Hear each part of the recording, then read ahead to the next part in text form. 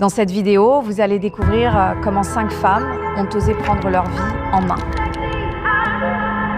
Je sais pas quel mot choisir pour décrire cette semaine, tant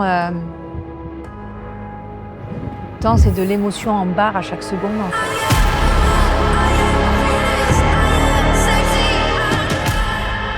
Tant chacune d'elles a craqué à des moments différents. Je te fais confiance. Tu te sens mieux là? Oui. Tant chacune d'elles s'est élevée, s'est illuminée à des moments différents. Tant chacune d'elles s'est soutenue tout le long. J'ai aimé les rires, j'ai aimé les larmes, j'ai aimé les sourires. Ça flamboie, ma chérie. Alors, ma chachou? Oui. Bien aussi, hein? Tu te sens bien? Mais je crois quand même, si je vais en choisir un, je vais juste dire puissance. Parce que je crois que finalement, ça a été un peu leur vecteur commun à tous. De montrer un peu cette puissance-là de la femme qu'elles sont. Je vais dire puissance. C'était une semaine puissante.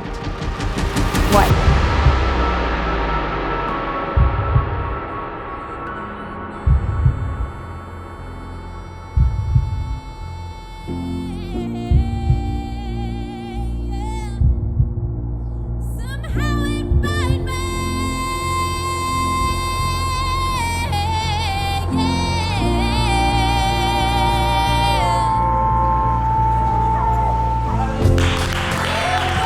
Cette scène que vous voyez, personne n'aurait imaginé la vivre il y a 5 jours. Pendant 5 jours, je vais les accompagner dans une transformation profonde pour qu'elles puissent enfin se voir telles qu'elles sont réellement. Elles vont se confronter à leur histoire, apprendre à s'habiller, à se maquiller et surtout à s'aimer. Une renaissance.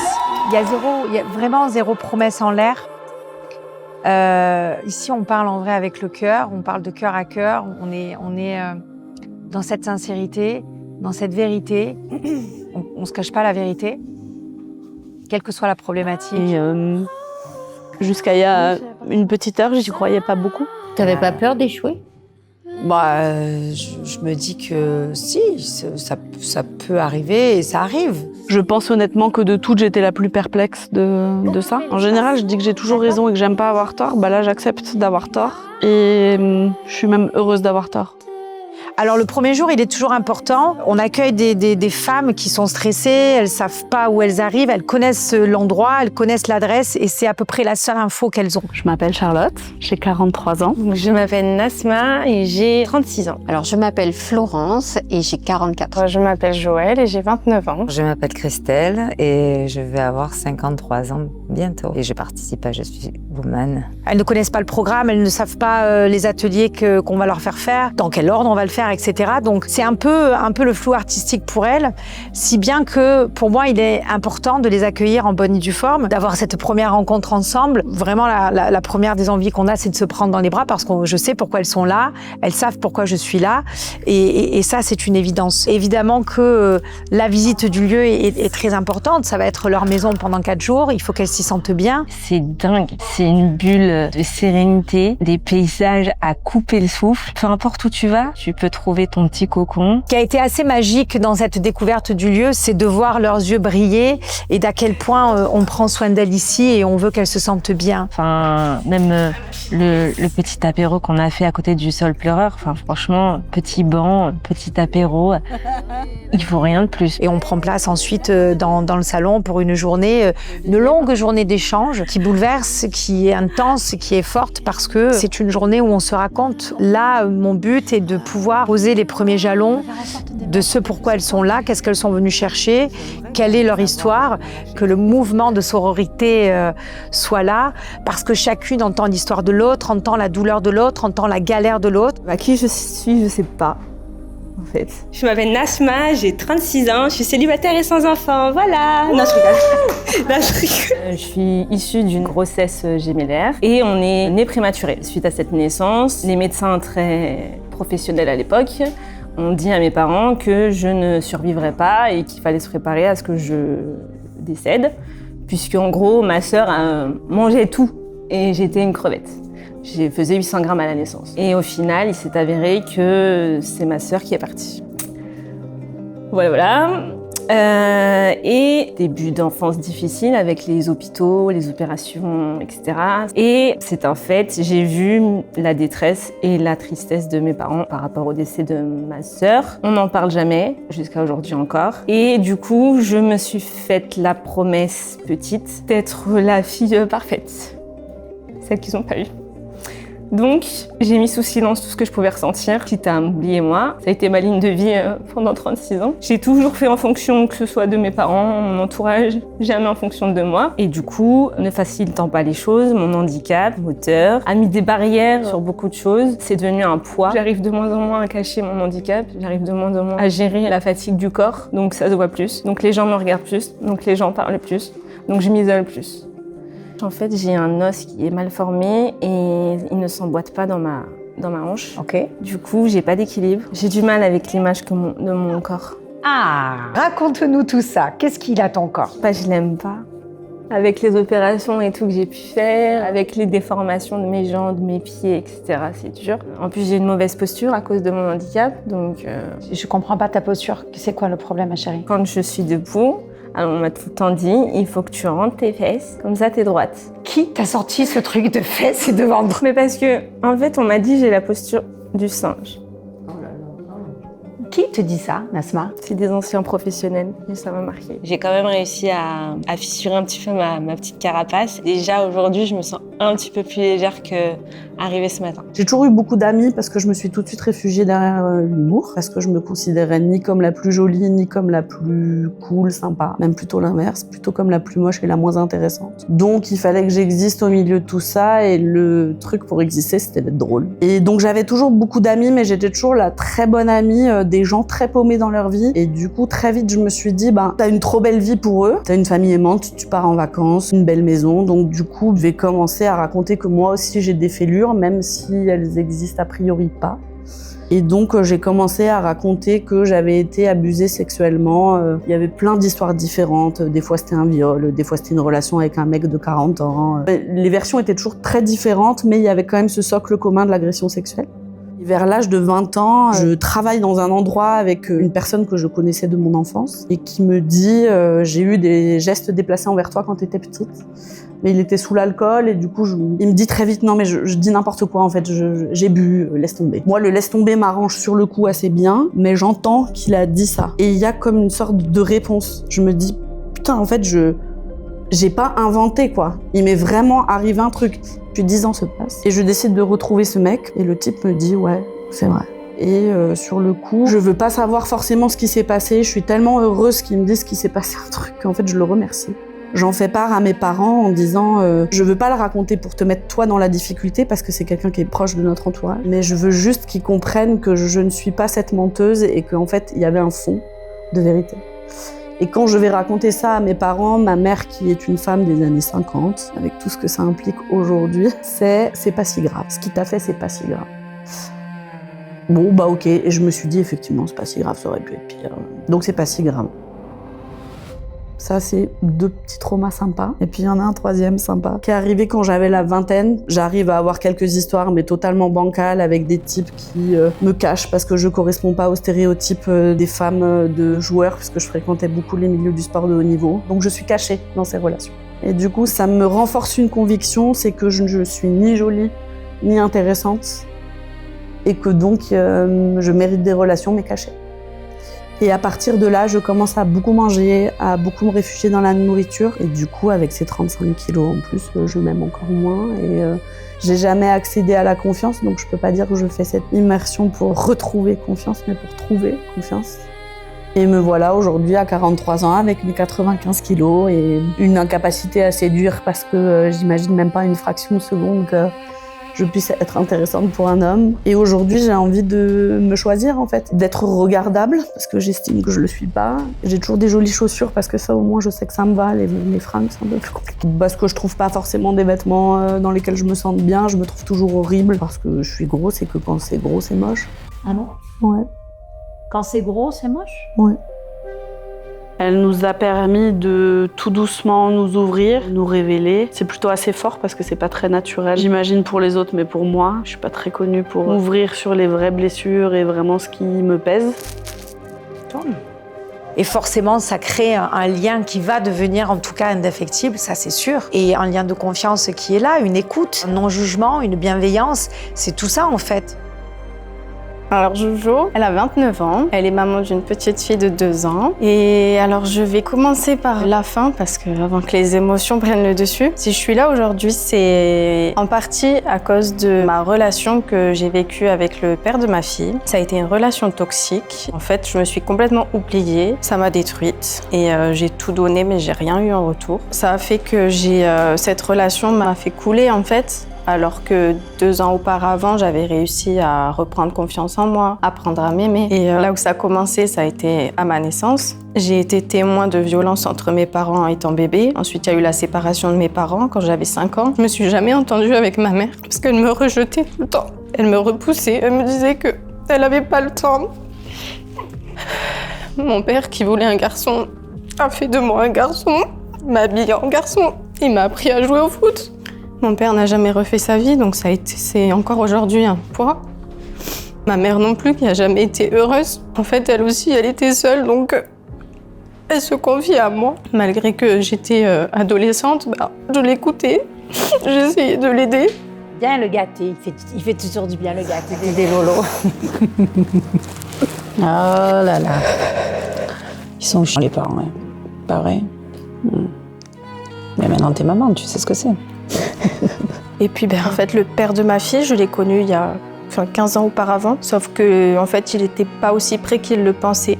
Et je pense que c'est indirectement, mais il m'a un peu manipulée, il m'a menti, il m'a fait du chantage émotionnel, il m'a jamais valorisé, jamais de compliments, jamais touché. Et moi, je me disais qu'il avait besoin de temps, tout ça. Donc je lui trouvais toujours des excuses. Sauf que le temps passait, ça n'arrivait jamais. Entre-temps, j'étais tombée enceinte, on a eu une petite fille.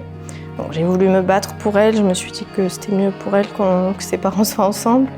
Mon corps qui a changé, donc je ne m'accepte plus non plus, je ne m'aime plus. Du fait aussi pendant 3 ans de ne pas avoir eu de compliments de son compagnon, c'est difficile. Mais voilà. Les plus beaux compliments, ce sont les tiens, ma chérie. Et oui, c'est pour ça que je suis là aujourd'hui. Elle arrive à s'adresser avec respect et engagement pour que nous puissions trouver un petit quelque chose pour aller mieux ou pour continuer à avancer. J'ai senti cet engouement à vouloir dire « Attention Flo, je suis là, tu vas changer. » Oh mon Dieu, je me reconnais pas. Mais je sens que j'ai passé un step. Je le sens. Donc tiens bon, on va y aller. On est sur le même bateau. Ouais, j'ai senti ça. Et là, l'année dernière, j'étais en ligne avec ma maman et j'ai touché mes seins. Et j'ai senti quelque chose de dur dans le sein droit. Et je dis à maman, mais je sais pas, il y a un truc bizarre, mais t'inquiète pas, je me fais suivre, il y a rien. Je vais chez le radiologue et là il me dit, il faut qu'on fasse une biopsie en urgence. Je pense qu'on est sur quelque chose de sérieux. Il est probable que vous ayez un cancer. Et là,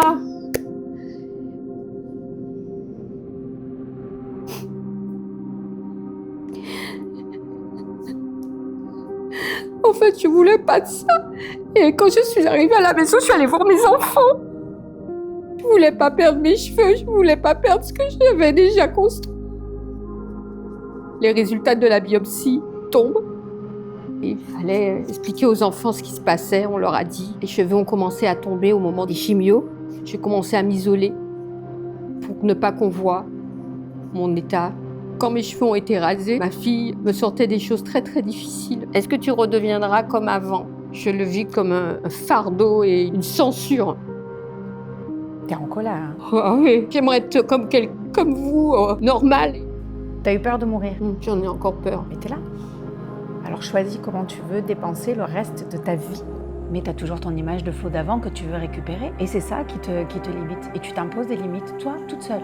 On va travailler vraiment sur cette image-là que tu as de toi et de cette acceptation. À la fin de ces 4 jours, je peux te dire que ta maladie, tu l'auras acceptée.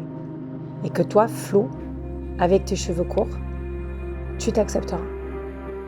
Je te jure, je te promets. Parce que même avec des cheveux courts, Flo, on peut être féminine. Parce que même avec des cheveux courts, Flo, on peut être sensuel. Parce que même avec des cheveux courts, Flo, on peut être sexy. Parce que même avec des cheveux courts, Flo, on peut être une femme et une belle femme. Et tout ce programme qu'on va faire, tu vas le découvrir au fur et à mesure. Tu te sens prête? T'as envie? Oui. Je te sens pas trop, ma chérie, là. Non, parce que t'as dit que je vais réussir. Tu peux être hyper féminine avec des cheveux courts. Ah ben là, je suis belle. Oui, tu vas réussir. Tu sais pourquoi? Oh mais c'est pas possible. Je suis... Appelle-moi Beyoncé. Elle est géniale. Non mais c'est pas possible, franchement, bravo. Et waouh, c'était exceptionnel hein, de vivre ça. Et Elodie, elle va vraiment essayer de nous faire sortir en nous posant des questions. Moi, ça fait 10 ans que je garde tout à l'intérieur et j'ai très peur de ce qui va sortir quoi, d'un coup. Et donc déjà là, je me dis, déjà le premier jour, tu as craqué, c'est super. Et moi, c'était tout le temps, t'es grosse, t'es un cachalot, t'es moche, t'es grosse. J'avais une photo sur le frigo d'un cachalot avec écrit Christelle dessus. J'ai pas de photo de moi bébé. Ma mère, elle en a pas pris parce qu'elle a dit que j'étais moche. Elle était très violente avec moi, ma mère, de toute façon, que ce soit dans les paroles ou dans les actes. J'étais son punching ball. Elle me tapait et elle me disait même il faut que je te tape une fois par mois parce que c'est bien. Et là, un jour, j'ai craqué. J'ai dit voilà, plus jamais je serai moche, plus jamais on me traitera de grosse, de moche, de laide, machin. Et donc j'ai arrêté de manger en fait, tout simplement. Après, j'ai eu mon agression. Je ne voulais pas aller porter plainte, mais j'ai suivi j'ai écouté ce qu'on m'a dit. Pour une fois, j'ai dit je vais essayer d'écouter ce qu'on me dit. Et sauf que ça s'est retourné contre moi parce que cette personne-là a été très très protégée. Et de victime, je suis passée à accusée. J'ai fini avec un bracelet électronique. On m'a demandé de faire un faux témoignage en me menaçant de me prendre mon fils qui était petit et je n'envisage même pas que quelqu'un puisse poser ses mains sur moi. Un homme. Mais depuis, c'est impossible quoi. Je décrépis en fait. Je deviens vieille, je déteste ça. Il s'est passé une chose, ben forcément c'est la ménopause. Hein. C'est la chose que je contrôlais, c'était mon corps. Et là c'est dégueulasse, c'est vieux. J'ai pris du poids, alors forcément, bien sûr, c'est toujours ridicule. Moi, quand je dis que je prends du poids, tout le monde se moque. Mais c'est pas marrant. Tu prends du poids, t'as mal, c'est gros, c'est de l'eau.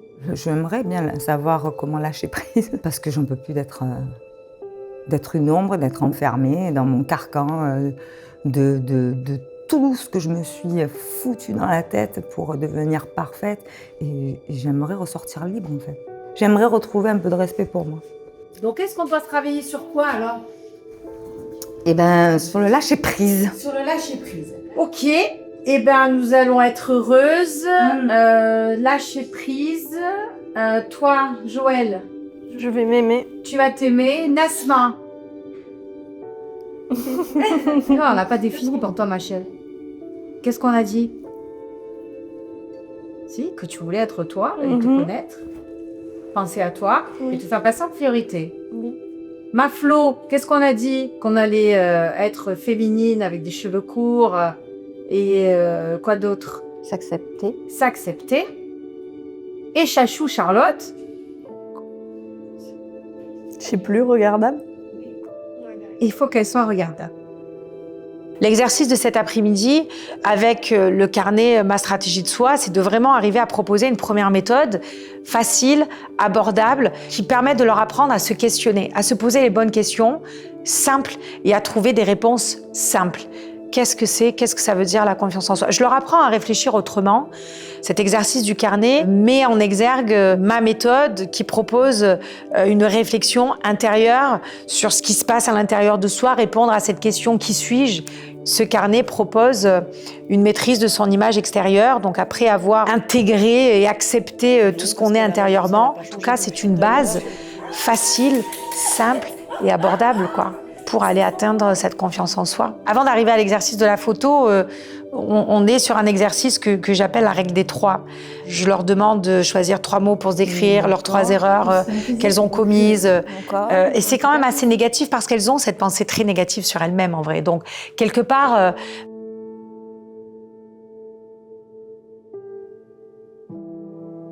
Et c'est vrai qu'elles utilisent des mots quand même très négatifs en vérité, jusqu'à ce qu'on arrive à cet exercice de la photo où elles doivent se parler à elles, enfants. La petite Charlotte, je lui dis qu'il faut qu'elle continue à regarder droit devant elle, qu'elle se laisse pas déviée et influencée par les regards extérieurs. Il va falloir que tu sois forte car ta vie va être une succession de violences, de rejets, d'abandon, de mépris. Il va te falloir mieux t'entourer. On ne parle pas à un enfant comme on parle à un adulte, on ne parle pas à un enfant comme on se parle à soi-même quand on est en total abandon d'amour de soi. Forcément que là, je fais appel à leur bienveillance envers elles-mêmes et à forcément des notions d'amour de soi, d'estime de soi. Et elles utilisent forcément des mots qui sont bien plus positifs.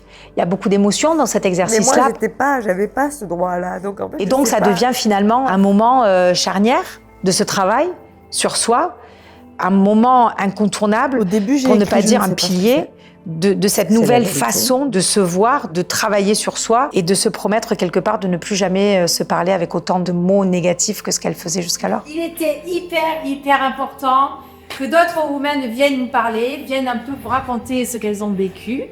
Alors on a demandé à Imen de venir et à Creusia de venir. Franchement, quand je les ai vues arriver, j'ai vu qu'elles brillaient et je me suis dit waouh, moi aussi je vais être comme ça, moi aussi je veux briller comme ça. Donc ça m'a bien marqué. Et une fois que j'étais dans le déni, j'étais vraiment dans le déni. Je n'ai jamais accepté ma maladie. Ma maladie, je l'ai acceptée quand mes cheveux sont tombés. Parce que là, j'avais pas le choix que de l'affronter. C'était réel. Et une fois que je l'ai accepté, je n'étais plus dans le déni. Le mental, il a pris le dessus. Le protocole initialement établi par l'oncologue, il a changé. Il a changé parce que j'ai eu des séances de chimio en moins. Parce que la tumeur, elle est partie. Je me fais opérer, mais c'est une opération de précaution pour éviter la récidive. Mais la tumeur n'est plus visible. Parce que je suis plus en conflit avec elle. Et une fois que tu n'es plus en conflit avec elle, ton combat, il est ailleurs. Et ça peut venir que de toi. Et c'est difficile, ça se fait pas du jour au lendemain. Moi, j'ai mis beaucoup de temps à accepter ma maladie. Je disais que je l'acceptais. Oui, ça va, t'inquiète. En fait, quand j'ai compris que j'avais pas une grippe et que j'avais plus de cheveux, là, j'ai pris une gifle. Mes cheveux, c'est pas mon identité. Et j'étais persuadée que mes cheveux, c'était ma féminité, mon identité, qui j'étais et que ça me définissait. Non, c'est pas ça. Ça va au-delà de ça. Mais tu es ton propre déclic. Et il n'y a que toi qui as les codes. Ici, on va te donner un trousseau. Élodie, elle parle de clés. Effectivement, il y a des clés. Mais en fait, elle te donne un trousseau vierge. Charge à toi d'y mettre les clés. Les clés de ton parcours professionnel, les clés de ta maladie, les clés de tes combats. Tu vas faire ton propre trousseau que tu vas compléter au fur et à mesure. Et quand tu auras un coup de mou, toi, par rapport à la maladie, par rapport à l'immuno, par rapport à des moments où ça va moins bien, représente-toi ce trousseau. Moi, c'est ce que je fais. Je dis, ah ouais, en fait, franchement, mon trousseau, il claque quand même. Il est pas mal. Mais je l'ai fait toute seule. Et personne ne pourra me l'enlever. Moi, c'est ce qu'on m'a donné ici. Avec, entre autres, avec de l'amour, de la bienveillance. Et surtout, on m'a pas jugé. Et ça, c'est le plus beau des cadeaux. Après, j'arrête de parler. Parce que Bravo. Oui. Rien. Je suis émue. C'est possible. Je suis très heureuse que Je suis Woman soit née. J'espère que la journée de demain sera aussi belle et bonne que celle d'aujourd'hui. Pour l'atelier danse de demain, j'avais vraiment besoin d'avoir une personne qui humainement puisse comprendre ce qui se passe là avec ces femmes, leurs attentes, leurs difficultés, tout ce qu'elles ont pu rencontrer, avec une vraie sincérité, une vraie simplicité. Demain, c'est quelqu'un de très abordable qui sera avec nous. Et quand tu viens en heels, le but, c'est de travailler un peu la posture et de corriger un peu des petits défauts qu'on a au quotidien. Donc du coup, les filles, en premier, qu'est-ce qu'on fait? On commence par le haut. On imagine qu'on a une petite ficelle au niveau de la tête et on va la tirer vers le plafond. Hop, rien que ça, on garde déjà au moins 2-3 cm. Oui, là. Chaque fois dans tout le cours que je vais vous dire ficelle, vous allez être comme ça, je vais dire ficelle, vous allez faire choum. Oui, et vous pensez menton, épaule, poitrine un peu sortie. Une fois que j'arrive là, je vais commencer à cambrer un peu, c'est-à-dire je sors un peu mes fesses. Oui, ok les filles. Cette posture, on va la voir avant de commencer à marcher. Quand on va commencer ici. Et ensuite, on va commencer à marcher. Le marcher, le but du jeu, c'est qu'on essaie de déhancher un peu. Ouais. On va le faire face à un miroir. Tu te mets derrière moi si tu veux. Tu te mets là comme ça. C'est bon? Comme ça. Est-ce que pour cet exercice, on peut mettre les talons? S'il vous plaît, on les réenlèvera un peu après pour vous soulager les pieds. Je dirais qu'elle a su nous aider à mettre en valeur ce qu'on a et du fait ce qu'on est. Il y a une forme de puissance qui se dégage en fait de cette femme. Et c'est très inspirant. Essaye de profiter. Tu te centres sur tout ça. Est-ce que ça te porte? Les meufs concentrées quoi. C'est lourd. Hein? C'est lourd. On va installer les chaises qui vont nous servir pour l'atelier d'après. Et après on se dispatche sur les... Par personne, je vous donne 2 photos de sortie de magazine. Le but du jeu, c'est chacun essayer de travailler sur les poses, précisément les poses qu'elles ont. On va travailler 2 poses chacune. Attitude coquine. Ok. Alors les filles, on prend 2 secondes chacune pour analyser les photos. Mais attends, c'est quoi qui est fini? C'est exactement ce qu'on m'a interdit de faire après le V là. Qui t'a interdit de faire? Quand je me suis... Regarde-moi quand tu me parles que ça. Après le V, mais après quoi? le V. Après quoi? Le V. Je vais pas te lâcher. Après quoi?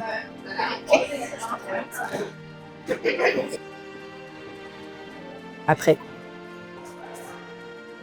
Parce que tant que tu le dis pas et tant que je suis une star. Mais c'est un gros mot. Non? C'est moche comme mot. C'est un mot. Après le viol, et ben, quand je te racontais que j'étais allée les filles, ben c'est ça, on m'a dit t'es une salope et t'es une décheuse. C'est les 2 photos. Moi, je vois juste 2 femmes ici qui ont des attitudes différentes. On te demande toi de te les approprier, de les interpréter à ta façon. Si t'as pas envie d'aller autant dans ça, tu vas pas faire dans ça. Première pose. Interprète-le comme t'as envie. On y va. 7. Et elle, c'est pas des putes et des salopes. Et tu n'es pas une pute et une salope. Deuxième pose. Okay. C'est pas grave. Après, il y a du freestyle. Ok. Il y a du freestyle. 1, 2, 3, 4,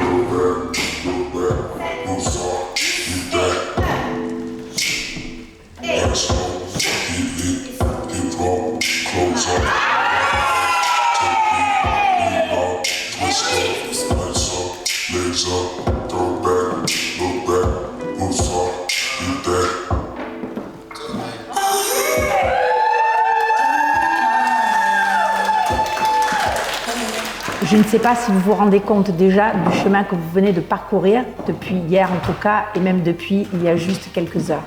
Je voudrais que vous vous applaudissiez les filles.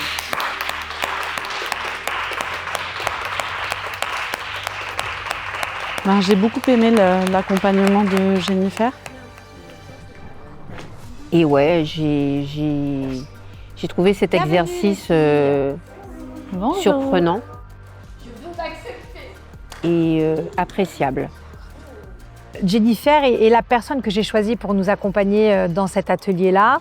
Elle est spécialiste dans cette maîtrise de communication verbale et non verbale. Prendre la parole et porter votre voix parce qu'on l'a entendu, votre voix. Rien que pour ça, je pense que vous pouvez vous applaudir parce qu'il faut aussi reconnaître quand on fait quand on passe un gros cap. Et là, je pense que vous l'avez Pour passé. cet après-midi, on va continuer sur le fait de s'exprimer, de se libérer et de maîtriser un petit peu plus ce qui sort de votre corps et de votre bouche. Donc, c'est la raison pour laquelle on vous a proposé de travailler sur votre présentation, les filles, puisque nous avons toute une salle de spectacle, de cinéma qui vous est offerte avec une jolie scène, un joli micro. Et vous allez effectivement devoir habiter cette scène-là en présentant ce petit texte que vous avez écrit. J'ai un rêve un peu fou cet après-midi, c'est de vous réconcilier avec ce micro, mais surtout de vous réconcilier avec votre voix, avec ce que vous avez à dire.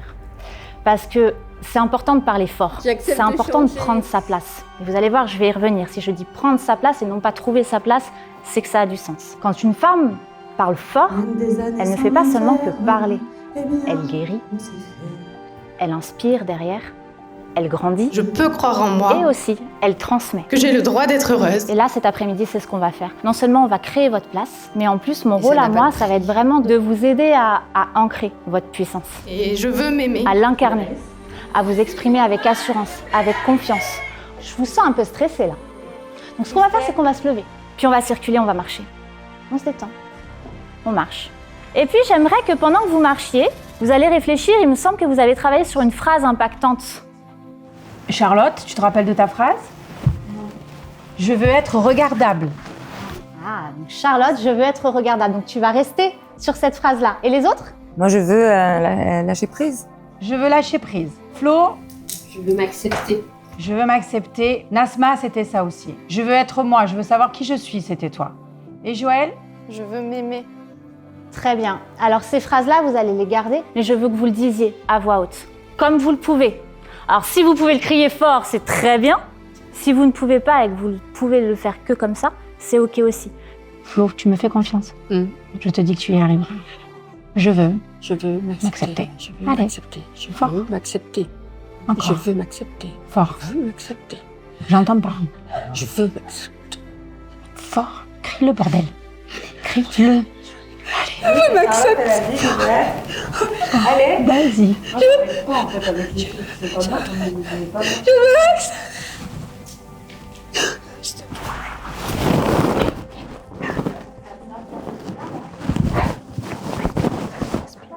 Tu respires. Respire.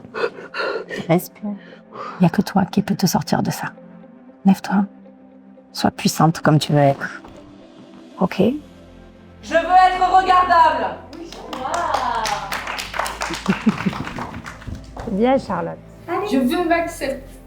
Là, je l'entends. Je veux m'accepter. Les bras ouverts. Je veux m'accepter. C'est bien, Flo. C'est très, très bien. Florence attaque cet atelier de communication verbale-non verbale de façon très difficile parce que elle a une espèce de dualité en elle. Elle a envie de sortir des choses, mais elle n'y arrive pas. Sa voix se casse. Elle est proche de la crise de nerfs. Hein. Et je voulais qu'elle prenne conscience de ça, qu'elles osent prendre aussi la parole en public, sur scène, avec un micro. Réussir dans la vie, pour moi, c'est réussir tous ces combats. Mais ce combat m'avait mise à terre. Aujourd'hui, oh mon Dieu, je souhaite m'accepter. Je souhaite devenir une femme forte. Et je souhaite être belle. Je me dis, mais en fait, Flo, step by step, tu arrives à te dévoiler, à être plus forte que tu le crois.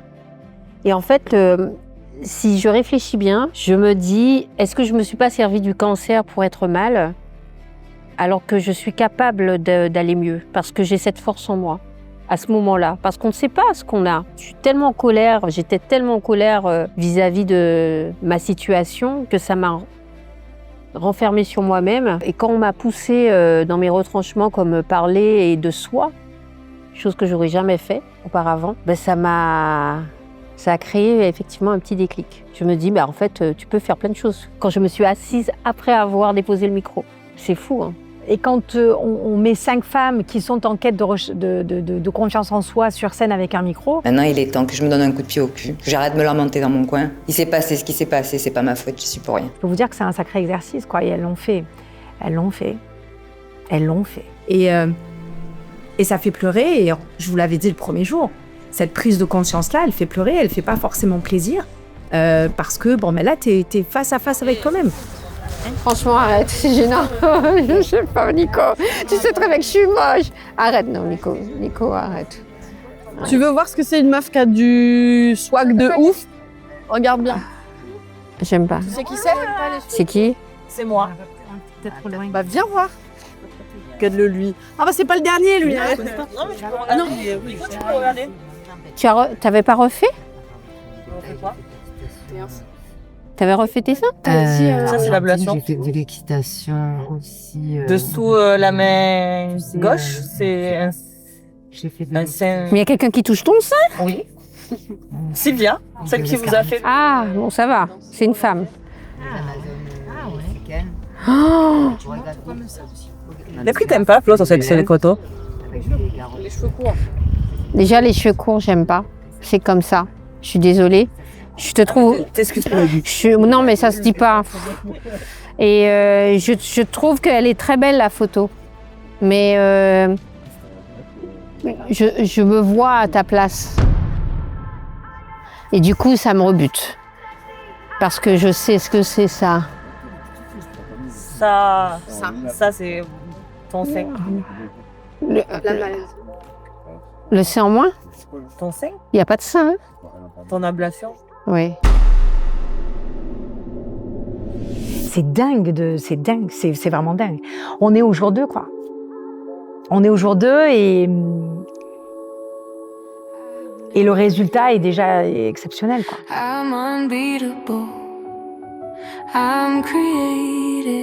J'étais au point mort, j'étais statique en fait. Maintenant j'ai envie de redémarrer. C'est vraiment une expérience humaine et on va tirer, même si c'est très dur parce qu'on va aller chercher au fin fond de toi la souffrance, Je me suis rendu compte que j'étais capable de faire plein de choses et que du coup je vais pas lâcher le morceau. Les triangles, c'est les hanches qui sont plus présentes que les épaules. Ok, je te laisse te mettre face au fisc. Nous avons un parfait 8. Oh là là! Mais alors, mais parfait! Alors, pardon, excuse-moi. Comment je vais aujourd'hui? C'est plus apaisant. On va vous guider avec Marion pendant tout le temps de cet atelier. C'est une chance qu'on a eue, véritablement. Aujourd'hui, je me sens plus forte que jamais, vraiment. Et je garde le sourire, je sens le feu, mais je me sens vivante. Je sais que je repartirai demain avec le cœur léger. 1,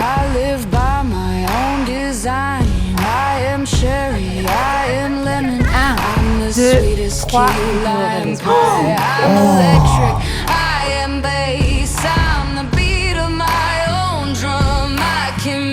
Goosebumps raise with the tracing of my thumb. Only love can get inside me.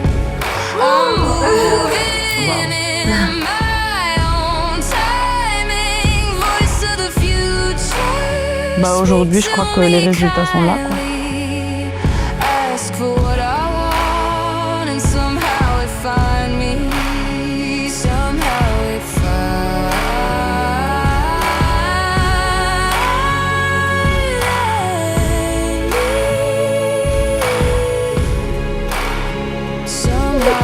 On a pleuré des litres et des litres de larmes. C'est un truc de ouf. Et j'aime beaucoup ces récaps parce que on oublie un peu, parce que ça passe vite et parce que de jour en jour, vous grandissez.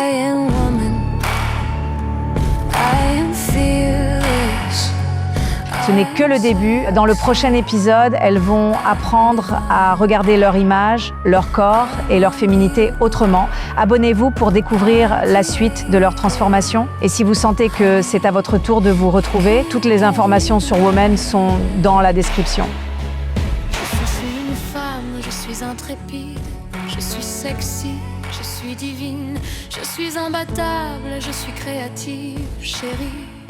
Tu n'as qu'à faire la queue, je suis féminine, je suis masculine, je suis tout ce que je veux, je peux t'apprendre, je peux t'aimer si tu